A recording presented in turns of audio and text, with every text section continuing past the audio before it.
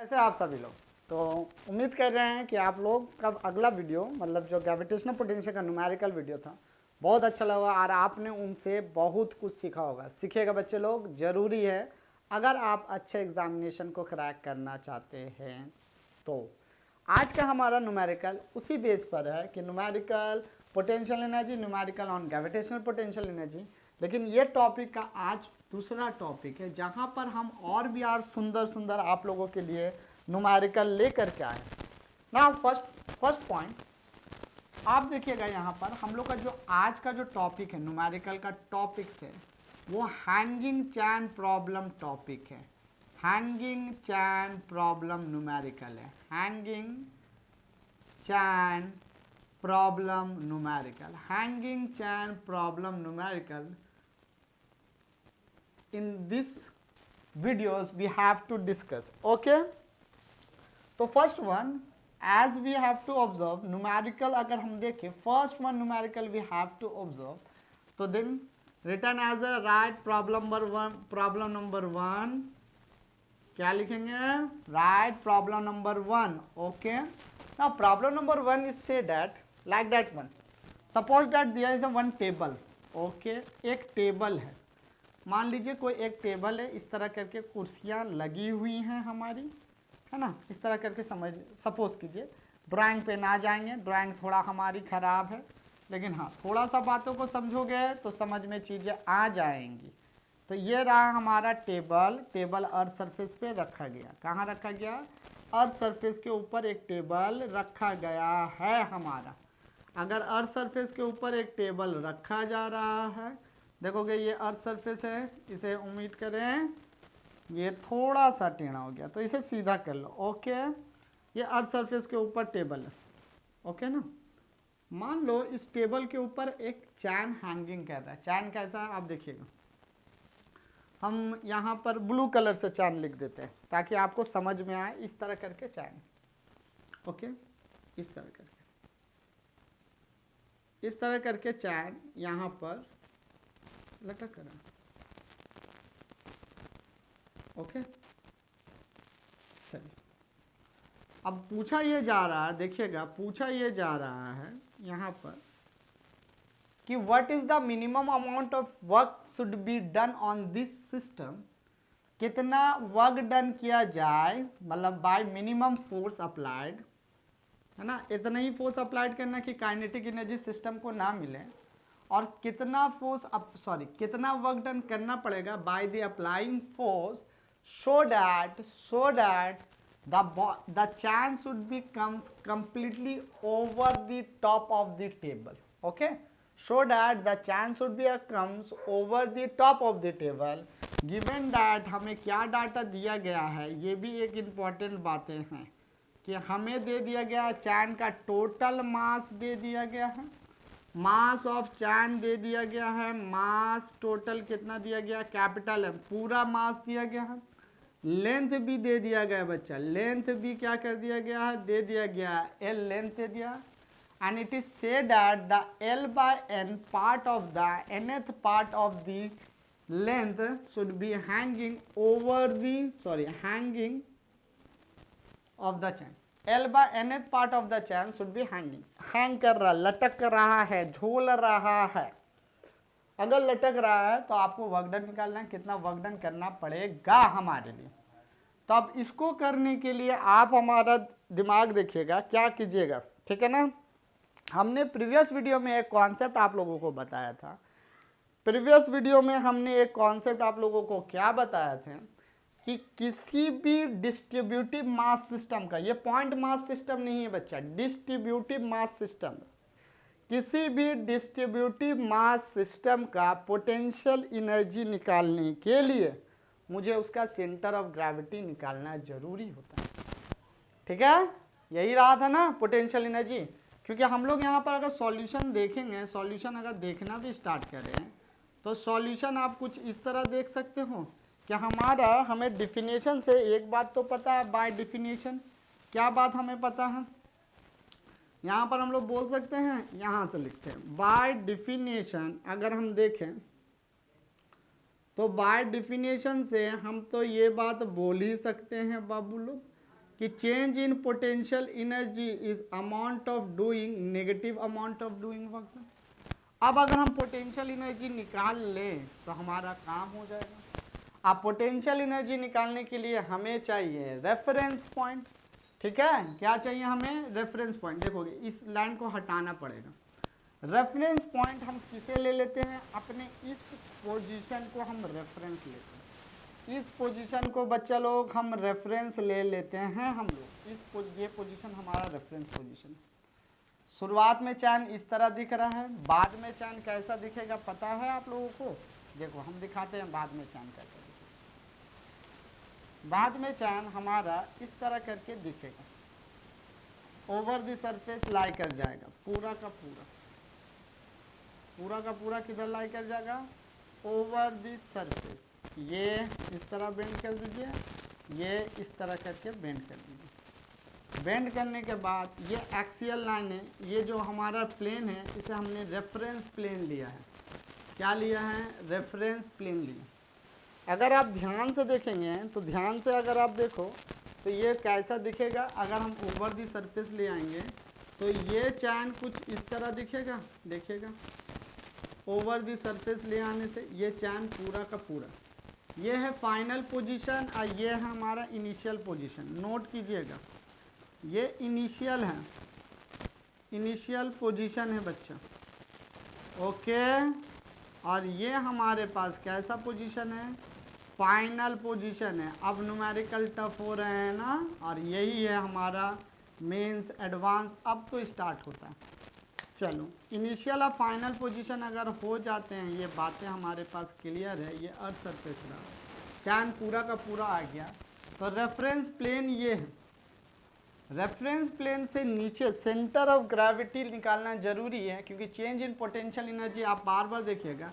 इसे तो हम लोग बोल सकते हैं W is equals to minus of change in potential energy minus of U final minus U initial. तो therefore W is equals to, ये माइनस माइनस प्लस हो गया, इनिशियल माइनस फाइनल। अब देखो तो इनिशियल हमारे पास कितना है, इनिशियल कितना है हमारे पास पोटेंशियल एनर्जी, पहले ये देखिएगा। इसको देखने के लिए हम क्या रखेंगे, यहाँ पर हमने बताया था ना, mass into G into H, H of centre of gravity initial position पे, centre of gravity minus mass into G into H, centre of gravity in second position, मतलब फाइनल पोजीशन पे। क्लियर है सभी बच्चे का ये बात कि नहीं क्लियर है, बातें क्लियर है ना। अब जानते हैं बच्चे यहाँ पर मास किसका लोगे बताओ तो, ये पूरा बॉडी का मास लोगे क्या। अगर जो बॉडी पूरा बॉडी का मास ले रहे हैं वो गलत है, नोट कीजिएगा। मास नोट करेंगे, only hanging mass should be taken, consider hanging mass, not a complete mass of the chain, only note कीजिएगा, only hanging mass of the system is taken, only hanging mass of this system, क्योंकि potential energy सिर्फ hanging मास का change हो रहा है, बाकी सबका इसका तो रेफरेंस प्लेन पे सेम ही है। only hanging mass take as consider, only hanging mass taken, ठीक है ना। for taken for प्रॉब्लम लिख लीजिए कि प्रॉब्लम में हमें क्या लिखना, सिर्फ हैंगिंग मास को लेना। बी केयरफुल, सावधानी पूर्वक से बात समझेंगे, हम बार बार बताते हैं, गलती बच्चे लोग बहुत कर जाते हैं इन सब चीज़ों में। अब हैंगिंग मास कितना है ये भी अब बहुत इंपॉर्टेंट बात है। तो हैंगिंग मास आप देखो कैसे निकालिएगा, हम यहाँ नोट करके लिखेंगे पर आप निकालिए कैसे। आप देख के रखो, एल मास का, एल लेंथ का मास एम है, तो यूनिट मास का लेंथ कितना हो गया, m/l। कितना मास हैंगिंग कर रहा, l/nth पार्ट, तो l/n पार्ट अगर हैंगिंग कर रहा है तो m/l इंटू l/n, l से l कैंसिल, m/n। तो हैंगिंग मास कितना हो जाएगा देखिएगा, हैंगिंग मास यहाँ पर h लिख के कर दें hanging mass, complete mass by n, complete mass by n ये कर रहा। तो यहाँ नोट कीजिएगा, यहाँ चाहिए हमें हैंगिंग मास, ठीक है, यहाँ पर हमें कैसा मास चाहिए, m4 हैंगिंग मास चाहिए। ये नहीं कि पूरा मास लेके आ जाओगे, तो फिर समझना पूरा मास लेके आएगा।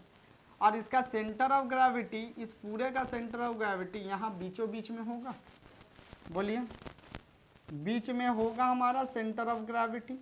अगर centre of gravity reference point से बीच में है तो रेफरेंस पॉइंट से कितने हाइट पर हो जाएगा, पूरा लेंथ है l/n, तो उसका हाफ हो जाएगा l/n का हाफ, 2 l/2n हो जाएगा, ठीक है। याद रखिएगा ये रेफरेंस प्लेन से नीचे है तो हाइट क्या जाएगा हमारा, हाइट हमारा क्या चला जाएगा, नेगेटिव चला जाएगा। तो W इज टू हैंगिंग मास हो गया m/n, ओके, ये हैंगिंग मास हो गया है। G तो हमारा G है, H of centre of gravity in initial condition पे जो आ रहे हैं वो l/2n है, l/2n। हम ब्लू मार्कर से जो विद इन ब्रैकेट के अंदर मार्क कर रहे हैं बच्चे, उन पर बातों पे आपको जोर देना है, नहीं तो आप बहुत गलत हो जाओगे, फिर आपको समझाने वाला भी कोई नहीं है। चलिए, है ना, और आप लोग पूछो मुझसे। मास ऑफ हैंगिंग पार्ट तो m/n है, G तो G है, लेकिन centre of gravity reference plane के रिस्पेक्ट में 0 है। अब ये ना माइनस दीजिएगा, हम बार बोले हैं क्योंकि रेफरेंस प्लेन से नीचे, इसलिए ये माइनस जाएगा, इसलिए ये क्या होगा, माइनस जाएगा। माइनस टेकन इसलिए कर रहे हैं बच्चा, हम बार बोले हैं हैंगिंग का centre of gravity in case 1 is to minus times of l/2n होने का कुछ कारण है, कारण ये है, ठीक है ना। चलिए, अगर आप कैलकुलेशन पर्पज से देखेंगे तो amount of doing work done कितना होगा, माइनस ऑफ mgl/2n², mgl/2n² हो जाएगा, कितना हो जाएगा, mgl/2n² हो जाएंगे हमारे, mgl/2n²। अब माइनस क्यों आया है, क्योंकि बॉडी को पोटेंशियल एनर्जी हम लोग दे रहे हैं, है ना, बॉडी को पोटेंशियल एनर्जी दिया जा रहा है सिस्टम के अंदर, तो हम लोगों से लूज हो रहे हैं एनर्जी, यही कारण से माइनस आया है, और कोई बात नहीं है। Therefore amount of doing work done, अगर आप मैग्नीट्यूड वाइज अगर देखें, सिर्फ मैग्नीट्यूड वाइज, तो हमारा कितना हो जाएगा, mgl/2n²। अब n का वैल्यू अगर हाफ होता है तो हाफ रखोगे, और n का वैल्यू कुछ भी रहेगा किताब के अकॉर्डिंग, बुक्स के अकॉर्डिंग, तो आप वही रखना। फाइनल माइनस इनिशियल बहुत ज़्यादा ज़रूरी है बच्चे, पूरा वेट कभी भी कंसिडर ना करें, हमेशा कंसिडर करें जो लेंथ हैंगिंग हो रहा है वो लेंथ को कंसिडर करें, पूरा कभी भी कंसिडर ना करोगे, नहीं तो फिर दिक्कत वाली बातें होंगी। चलिए, पूरा एक बार अच्छे से समराइज़ कीजिए अपने ब्रेन में, उसके बाद नेक्स्ट सम में हम चलेंगे। चलिए आइए बच्चे लोग, एक ऐसे ही दूसरा प्रॉब्लम को हम लोग देखते हैं, कंसिडर करते हैं, एकदम सेम प्रॉब्लम है, वो भी प्रॉब्लम सेम है, देखिएगा, लेकिन प्रॉब्लम का कॉन्सेप्ट थोड़ा दूसरा है ना। कॉन्सेप्ट क्या है हम समझाते हैं, देखोगे एकदम आसान है। आप देखो, आपको अगर चीज़ें पता होंगी और समझ में आता होगा ना तो चीज़ें आपके लिए आसान है, लेकिन अगर आपको चीज़ें पता ही नहीं है, बस खाली यूट्यूब में आ रहे हो, देख रहे हो, जा रहे हो, वैसे कितने आते हैं कितने जाते हैं। इसलिए आप लोग को हम हमेशा बोलते हैं पढ़ाई लिखाई ध्यान से कीजिए, अगर ध्यान से करोगे, आपके पढ़ाई में दम रहेगा ना तो दुनिया का हर ताकत को आप झुका सकते हो, लेकिन दम ही नहीं है तो क्या होगा। चलो, हम लोग आजकल यूट्यूब बस एक ही चीज़ के लिए चल रहा है, यूट्यूब फैशन चल रहा है, फैशन, और कुछ नहीं, पढ़ाई लिखाई तो नदारत है सबका। चलो, यहाँ पर क्वेश्चन क्या, ये नोट करके रखना जरूरी है, इस ऐसा टाइप का प्रॉब्लम के लिए ये सब नोट वाली बात है ना। प्रॉब्लम क्या बोला है कि इनिशियल में एक चैन है, उसका l/n पार्ट हैंगिंग कर रहा है ना, ऐसे करके झूल रहा है, ऐसे रख करके ऐसे झूल रहा है। बोला what is the final velocity, what is the velocity of the chain, या velocity of centre of gravity, आप सेंटर ऑफ ग्रेविटी को ही वेलोसिटी लिख सकते हैं, when the chain is just leave out the surface, क्या करेगा, सरफेस को क्या करना स्टार्ट करेगा, सरफेस बोले टेबल को क्या करेगा, जस्ट लीव करेगा। लीव करने का मतलब क्या हुआ सर जी, लीव करने का मतलब ये हुआ, यहां पर देखेंगे जस्ट ये लीव करेगा तब, जस्ट ये लीव करेगा तब बच्चा, ठीक है। ऐसे करके यहाँ पर अभी ऐसे पकड़ के रखा गया, अभी कुछ फोर्स लगा के होल्ड करके रखा गया, होल्डिंग फोर्स है, होल्डिंग फोर्स, ये होल्ड करके छोड़ेंगे तो ये गिर जाएगा नीचे, छोड़ेंगे तो ये नीचे गिर जाएगा, ठीक है। अगर ये नीचे गिरता है तो जब फाइनली आपको देखने को मिलेगा तो ये कुछ इस तरह करके देखने को मिलेगा, आपको इस तरह सा देखने को मिलेगा। देखिएगा मेरे साथ साथ, ये जब फाइनली आप देखोगे तो ये इस तरह सा देखने को मिलेगा, ठीक है, इस तरह सा लटकने को मिल जाएगा, पूरा लटकता। तो एल लेंथ, अब पूरा का पूरा एल लेंथ क्या हो जाएगा सर, नीचे लटकेगा। तो क्वेश्चन क्या आस्क कर रहा है, what is the velocity of chain when the chain completely, या फिर when the chain just leave the surface, जब surface बोले just leave the table, मतलब टेबल को जस्ट लीव करेगा तब कितना होगा वेलोसिटी, आपको ये बातें बतानी है, तब वेलोसिटी हमारी कितनी होगी, इन बातों को बताना है कि जस्ट लीव द सरफेस करेगा तो सेंटर ऑफ ग्रेविटी ले लीजिए या चैन का ले लीजिए, क्योंकि सेंटर ऑफ ग्रेविटी का भी वेलोसिटी हम जितना लेंगे, चैन का भी अभी तुम लोगों के लिए ये सेम है, बाद में फ्यूचर में ये बदलेंगे, बदलाव आएगा, जरूर आएगा, लेकिन ये बातों को नोट करके रखिए। ये बातें और एक जगह यूज होंगी, दिखाएंगे कहाँ पर यूज होगा, अभी नहीं करेंगे, बाद में देखते हैं। चलो, अगर हम सॉल्यूशन के केस पे आए और वेलोसिटी अगर हम आप लोगों को निकालने बोले कि वेलोसिटी आप अगर निकालते हैं, ठीक है, तो कैसे निकालोगे, तो इसका एक शानदार सा लॉजिक है। अगर आप देखें कोई फ्रिक्शनल फोर्स तो नहीं है इस सिस्टम में, नेग्लिजिबल फ्रिक्शन फोर्स, तो सॉल्यूशन यहीं से पोटेंशियली एनर्जी से निकलेगा। हम लोग क्या बात जानते हैं, सिंस बाय डिफिनेशन हम लोग ये बात जानते हैं बच्चे लोग, बाय डिफिनेशन हम लोग ये बातें जानते हैं। डिफिनेशन के अकॉर्डिंग क्या बात जान रहे हैं, डिफिनेशन के अकॉर्डिंग हम ये बातें जान रहे हैं कि जब बॉडी जस्ट नहीं, change in potential energy is equals to minus of work done, minus of work done ये था ना, तो work done is equals to, ये चीज इंप्लाई करता है work done is equals to minus of, बार बार बोले हैं, तो वर्क डन हमारा पास कितना आ जाएगा, यू फाइनल माइनस इनिशियल। अब हम डायरेक्ट लिखेंगे तो माइनस होने की वजह से you initial minus you final, होना चाहिए था फाइनल माइनस इनिशियल, इस माइनस की वजह से इनिशियल पहले आ गया, माइनस बाद में चला गया, फाइनल बाद में चला गया, ठीक है।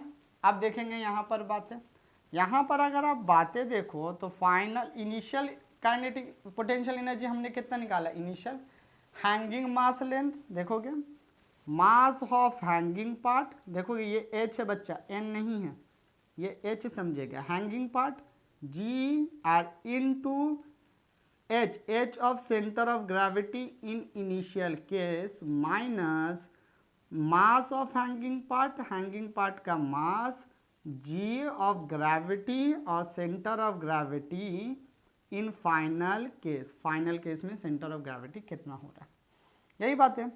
तो मास ऑफ हैंगिंग पार्ट का यहाँ पर मास से कितने हो जाएंगे, देखिएगा m/2n लाए थे, m/n लाए थे हम लोग, n हो गया, g का तो g हो गया और सेंटर ऑफ ग्रेविटी l/2n हो गया था। याद है कि ये माइनस में था, याद आ रहा है, क्योंकि रेफरेंस पॉइंट क्या है हमारा, रेफरेंस पॉइंट प्लेन ये वाले लिए हैं, ठीक है, माइनस अब हैंगिंग पार्ट का मास कितना हो जाएगा, देखोगे अब हैंगिंग पार्ट का मास m/2 नॉट अ m/n, क्योंकि कंप्लीट लटक रहे हैं बच्चा, कंप्लीट अब लटक रहा है ये बात, ठीक है। तो ये हो गया हमारा l/2, ठीक है। तो हैंगिंग मास कितना हो जाएगा हमारा, आप देखो तो m/2 हो जाएंगे, m/2, g तो g हो जाएगा, और सेंटर ऑफ ग्रेविटी यही है ना फाइनल केस का, तो l/2 हो जाएगा centre of gravity with symbol of minus, क्योंकि रेफरेंस प्लेन हम कहाँ लिए हैं, रेफरेंस प्लेन हम टॉप पे ले रहे हैं, टॉप से ले रहे हैं, रेफरेंस प्लेन हमारा टॉप से है, हम बार बार बोल रहे थे बच्चा, हम रेफरेंस प्लेन हमारा टॉप से, यही कारण से हम लोग ये बात ले रहे हैं, रेफरेंस प्लेन टॉप से ले रहे हैं। ओके, चलिए अगर टॉप से ले रहे हैं तो आप ये बात देखोगे तो ये कितना हो जाएगा, अगर आप इसे ठीक से देखिए तो M G L by 2n square minus M G L by 2n square, यहाँ देखोगे माइनस ऑफ माइनस प्लस हो गया है, और ये कितना हो जा रहा है एम जी एल बाई हमारे पास 4 हो जाएगा। एम जी एल कॉमन लेना ले लीजिए, 2 कॉमन लेना ले लीजिए, इसमें कोई दिक्कत वाली बातें नहीं। तो W इजुकल्स टू हमारे पास कितना आ जा रहा है, there four M G L by 2 M G L by 2 bracket open, देखिएगा एम जी एल बाई 2 आ गया, इसे पहले प्लस वालों को लिख देते हैं 1/2 times of minus 1/n square, इसे लिख दिया। क्लियर है? किसी भी बच्चे को अगर थोड़ा सा भी दिक्कत होगा तो आप हमें बोलेंगे, दिक्कत तो नहीं आनी चाहिए। दिक्कत है किसी भी बच्चे को? नहीं ना? चलो अगर दिक्कत नहीं है तो आगे हम लोग चलें बच्चा, चले ना आगे, सब कुछ ठीक?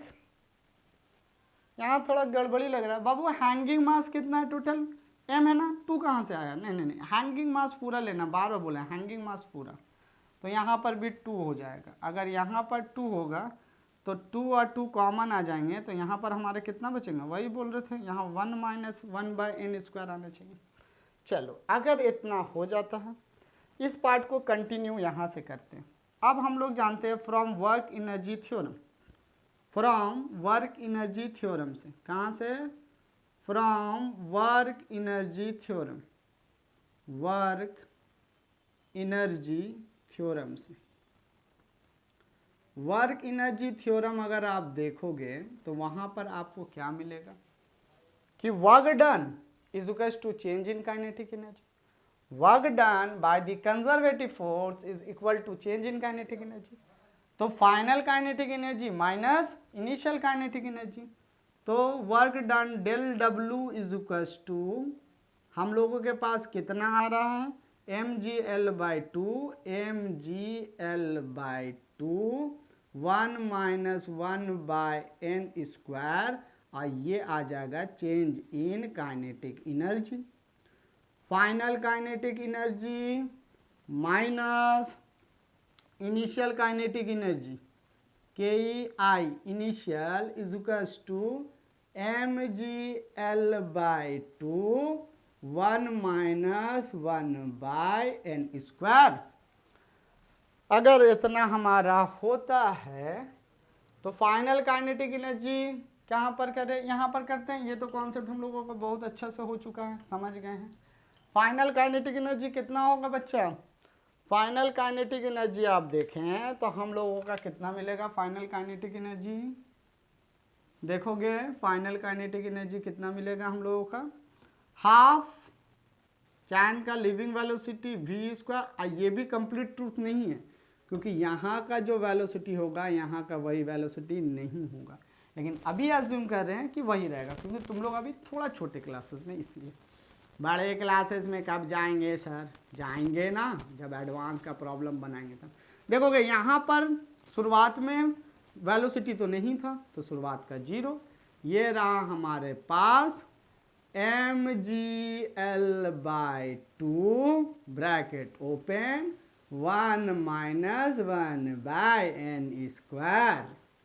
ये हो जाने के बाद half times of M V square is equals to M G L by 2 1 minus 1/n square.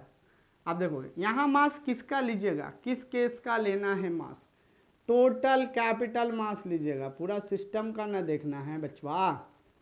क्या कर रहे हैं सर जी, ओ सॉरी थोड़ा सा बड़े बड़े शहरों में तो छोटी छोटी बातें होते रहती है ना, तुम लोग को नहीं पता है। तो v इक्वल्स टू कितना आ गया, under root times of bracket open, देखोगे ब्रैकेट छोड़ दीजिए, ये हमारा क्या हो जाएगा, एम जी एल, एम तो एम कैंसिल हो गया था, G L times of 1 minus 1 by N square, ये रहा हमारा G L times of 1 by under root 1 minus N square.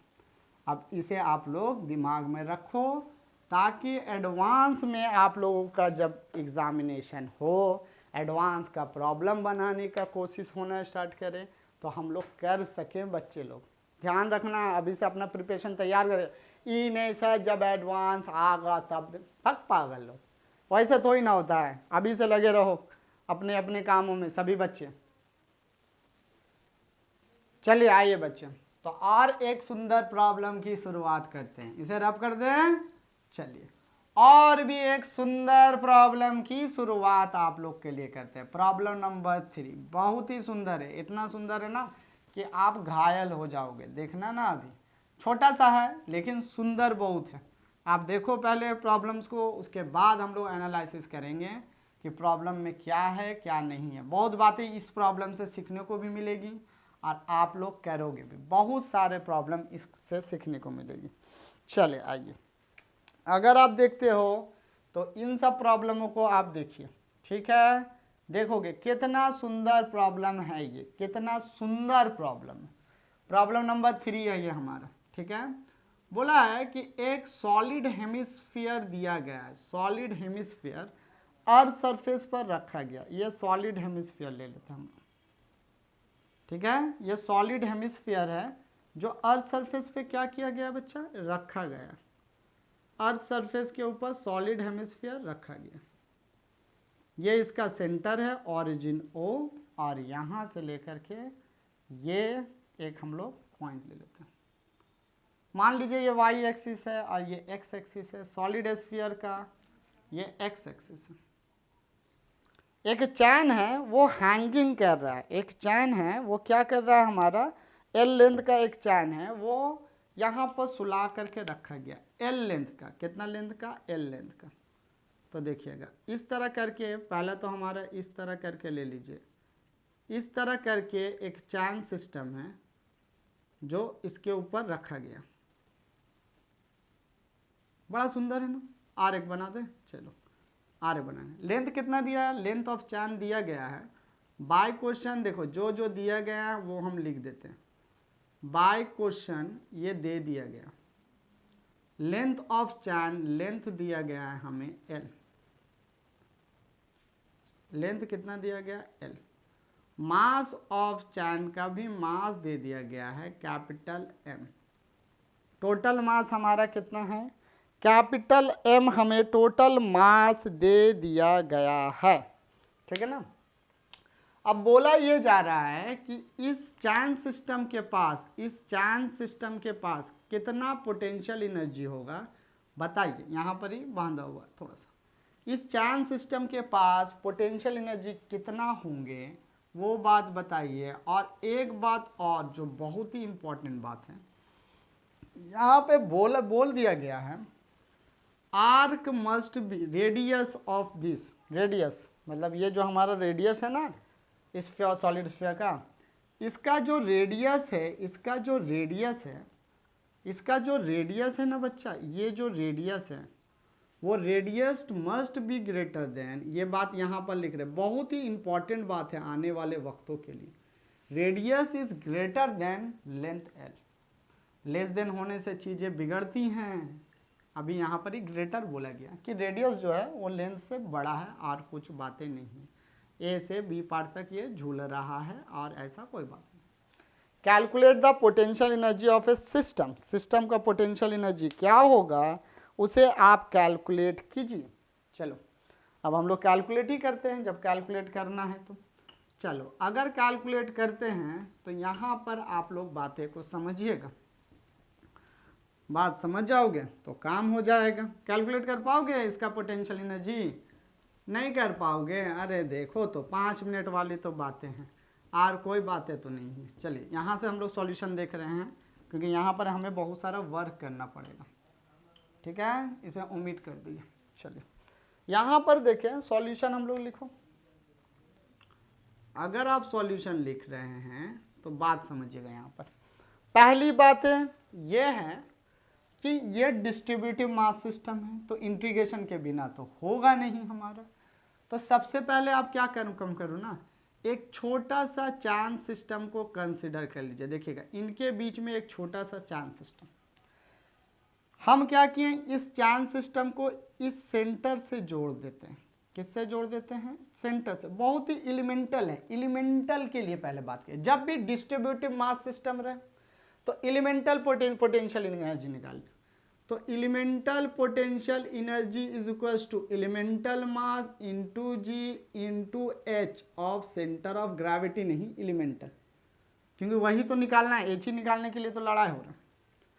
मान लो हम इधर से घूरते हैं, इधर से ऐसे घूरना स्टार्ट किए हैं, थीटा एंगल घूरने के बाद ये डी थीटा स्मॉल सा लेते हैं और उस मास को पकड़ लेते हैं, ठीक है ना। यही है ना डीएम मास, हमारा डीएम मास यही छोटा सा था। अब ये डीएम मास कितना होगा ये बात है, इसलिए हम यहाँ पर जगह छोड़े, ये है मटेरियल, इसे तैयार करना। और दूसरा हमारा रेफरेंस प्लेन, इसे ले लीजिए, अर्थ सरफेस को आप रेफरेंस प्लेन ले लीजिए। तो रेफरेंस प्लेन से इस सेंटर का, इस एलिमेंटल मास का हाइट हमारा कितना होगा, इस एलिमेंटल मास का हाइट जो होंगे वो रहेंगे हमारे एच, वही हाइट वो है। अब डीएम निकालिए, जी तो कांस्टेंट है, जी मैंने कोई टेंशन नहीं। तो डीएम ऐसा लिख सकते हैं, अगर आप बोलिए तो इस पार्ट का छोटा सा लेंथ कितना होगा, इस पार्ट का छोटा सा लेंथ, तो इस पार्ट का dl इज इक्वल्स टू छोटा सा लेंथ जो होगा, हम लोग क्या जानते हैं, angle is equals to arc by radius. ये छोटा सा आर्क है, रेडियस r है, तो angle is equals to D theta is equals to arc छोटा सा लेंथ बाय रेडियस। तो dl इज इक्वल्स टू क्या हो जाएगा हमारे पास, r इंटू डी थीटा, ये हो जाएगा। इसे इक्वेशन 1 बना के चलिए। मास पर यूनिट लेंथ, मतलब एल लेंथ का मास हमें दिया गया है, कितना है एल लेंथ का मास, बोला गया है कैपिटल एम है। तो 1 लेंथ का मास हमारे पास कितना होगा, m बाय एल हो जाएगा। तो डीएल लेंथ का मास हमारे पास कितना होगा, डीएल लेंथ का m by L into M by L into D L, जिसे हम बोल सकते हैं m by L into R into D theta, यही है ना, r इंटू डी थीटा। तो देयरफॉर जो dm का वैल्यू हो जाएंगे हमारे पास वो r, ठीक है, सॉरी dm का वैल्यू कितना है, capital M by L mass per unit length into r into D theta, ये रहा हमारा dm का मास। इसे इक्वेशन 2 रखें। ओके, अब यहाँ से ट्रैवल करना स्टार्ट कर रहे हैं, यहाँ तक जाएंगे, यहाँ तक हमें अल्टीमेटली पहुँचना है बच्चा। ट्रैवल कहाँ से कर रहे हैं वो भी बात देखिएगा, यहाँ पर अल्टीमेटली हमें पहुँचना है, ये डिस्टेंस अल्टीमेटली हमें पहुँचना है। चलो क्लियर है इतनी बातें, इन बातों में कोई भी दिक्कत नहीं होनी चाहिए। चलें अगर देखें तो D U is equals to D M का वैल्यू तो हमने ले आया m by L into terms of r into D theta, G तो कांस्टेंट है। अब h का वैल्यू कैलकुलेशन करेंगे। अगर इस राइट एंगल ट्राइंगल को देख रहे हैं, O P M right angle triangle को, तो ये अगर थीटा है तो ये 90 माइनस थीटा हो गया। सोच के देखें, ये राइट एंगल ट्राइंगल को आप देख रहे हो, O P M right angle triangle को, तो O P M right angle triangle कुछ इस तरह करके है, देखिएगा बच्चा, O P M right angle triangle दिख रहा है, ओ ये रहा P, ये रहा M, ये अगर थीटा है तो ये भी थीटा हो जाएगा, ये रेडियस है ना, तो ये वाला पार्ट कितना होगा, PM ही तो हाइट है ना, तो PM कितना हो जाएगा हमारा, PM हमारा हो जाएंगे ये हाइट, तो हाइट इज इक्वल्स टू कितना हो जाएगा हमारा, R cos theta, R cos theta, ये इक्वेशन 3। तो यहाँ पर G into R cos theta दे सकते हैं, R cos थीटा दिए कि नहीं दिए। अब R cos थीटा हो गया है, यहाँ किस किस इक्वेशन का हेल्प लिए, from equation 1, 2 and 3, from equation 1, 2 and 3 का यूटिलाइजेशन हम लेते हैं तो therefore D U is to हमारे पास आ जा रहा है एम आर स्क्वायर जी, तो M G R square by L तो हमारा कांस्टेंट है, cos theta into D theta हो रहा है। अब टोटल निकालने के लिए इंटीग्रेटिंग करते हैं हम लोग, integration both side D U, integration of D U कितना है M G R square by L cos theta times of D theta. अगर ये बात है तो लिमिट कहाँ से स्टार्ट करें, देखोगे थीटा का इंटीग्रल है तो लिमिट थीटा यहाँ पर कितना है 0 है थीटा, और यहाँ तक आते आते थीटा कितना हो जाएगा आर्क बाय रेडियस हो जाएगा। आर्क हमारा एल है, रेडियस हमारा आर्क है। फाइनल थीटा यहाँ पर देखो इनिशियल थीटा कितना है 0 है, और फाइनल थीटा क्या होता है एंगल इज टू आर्क, तो आर्क लेंथ तो एल है पूरा का पूरा, ठीक है, बाय रेडियस, तो रेडियस तो आर ही है, इसमें टेंशन वाली क्या बातें होंगी।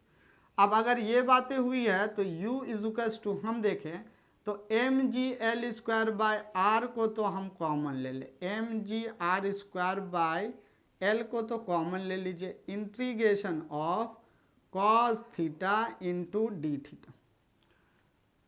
प्रॉपर लिमिट रखेंगे, प्रॉपर लिमिट हम लोग ब्लू मार्कर से रख रहे हैं क्योंकि यहाँ पर खिचड़ी हो जाएगा, नहीं तो ब्लू मार्कर से यूज कीजिए, एल बाय आर हो जाएगा, L by R. Cos theta का इंटीग्रेशन कितना होता है नोट करें, कॉस थीटा का इंटीग्रेशन जो होता है वो है माइनस ऑफ साइन थीटा, क्या होता है माइनस ऑफ साइन थीटा कि प्लस ऑफ साइन थीटा, एक second, differentiating of sine theta cos theta integration cos theta नहीं प्लस ऑफ साइन थीटा, क्या होता है बच्चा साइन थीटा होता है।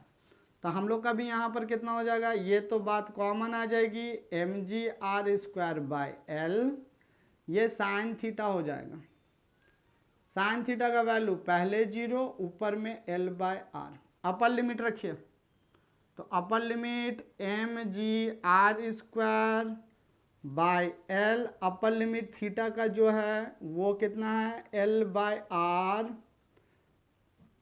और लोअर लिमिट 0, साइन 0 कितना होता है 0 ही होता है, उसमें तो कोई टेंशन वाली बात नहीं है।